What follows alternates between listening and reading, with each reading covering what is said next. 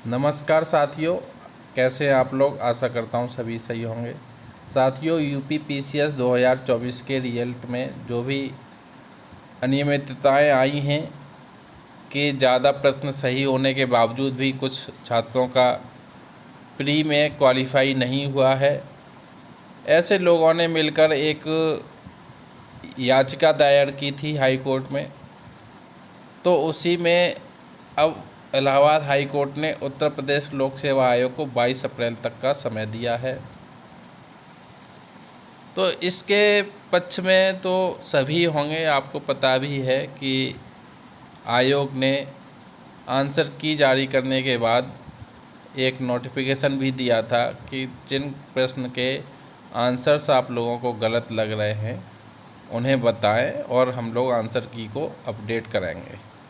तो ये आयोग को ज़रूर करना चाहिए था कि आंसर की जो भी अपडेट हुई है उसको छात्रों के लिए पब्लिकली देनी चाहिए था, जिससे छात्रों को पता चलता कि आखिर हमारा रिज़ल्ट नेगेटिव क्यों रहा, हमारा सिलेक्शन क्यों नहीं हुआ।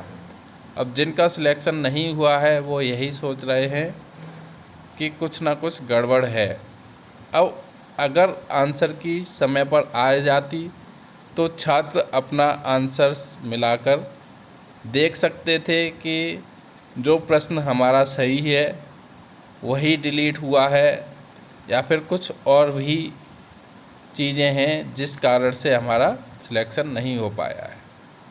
तो साथियों, उत्तर प्रदेश लोक सेवा आयोग की ओर से आयोजित पीसीएस प्री परीक्षा 2024 की अंतिम उत्तर कुंजी जारी करने की मांग को लेकर अभ्यर्थियों ने इलाहाबाद हाई कोर्ट का दरवाज़ा खटखटाया है। कोर्ट ने 22 अप्रैल तक आयोग से पूछा है कि अंतिम उत्तर कुंजी जारी की गई है या नहीं। यह आदेश न्यायमूर्ति अजीत कुमार की अदालत ने आशुतोष कुमार पांडेय व 104 अन्य की ओर से दाखिल याचिका पर दिया है। याचियों का कहना है कि पीसीएस प्री की 22 दिसंबर 2024 को 75 जिलों के 1331 केंद्रों पर परीक्षा आयोजित की गई थी। इसकी अनंतिम उत्तर कुंजी जारी करते हुए 26 से 31 दिसंबर तक आपत्ति आमंत्रित की गई थी।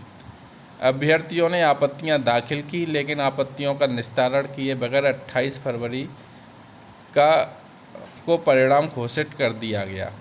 इसमें 947 पदों के सापेक्ष 15,066 अभ्यर्थियों को मुख्य परीक्षा के लिए सफल घोषित किया गया है। यह परीक्षा 29 जून 2025 को प्रस्तावित है। याचिकाओं की मांग है कि मुख्य परीक्षा से पहले अंतिम उत्तर कुंजी जारी की जाए, जिससे अभ्यर्थी अपने अंकों की समीक्षा कर सकें। अब मामले की सुनवाई 22 अप्रैल को होगी।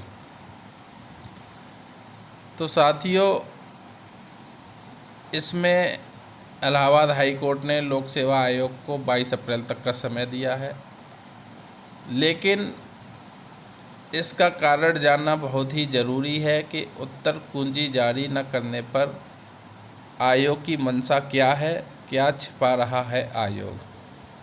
पहले प्रारंभिक परीक्षा के परिणाम के साथ जारी होती थी अंतिम उत्तर कुंजी, अब चयन के बाद होती है।